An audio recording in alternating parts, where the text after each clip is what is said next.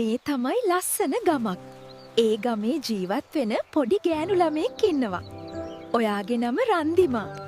මේ ගමේම ජීවත් වෙන තවත් හුරු බුහුටි ළමයෙක් ඔන්නවා. ඒ තමයි දනුක. දනුක, මට ලොකු සිහිනයක් තියෙනවා. මට ලස්සන චිත්‍ර අඳින්න ඉගෙන ගන්න එනේ. ඒක හරි ලස්සන සිහිනයක් රන්දිමා.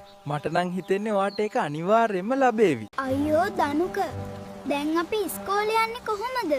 බය වෙන්න එපා රන්දිමා. අපි එකතු වෙලා විසඳුමක් හොයමු.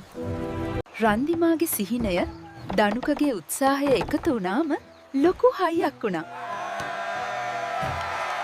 දනුක, අපි එකට උත්සාහ කළොත් ඕනෑම දෙයක් කරගන්න පුළුවන් නේද? ඔව් රන්දිමා. යාළුකමත් එකමුතුකමත් තියෙන තැන සිහින මැමදාම සත්‍ය වෙනවා. රන්දිමා සහ දනුක වගේ ඔයාලත් හොඳ හිතෙන් එකට උත්සාහ කරලා ඔයාලගේ සිහින සබෑ කරගන්න.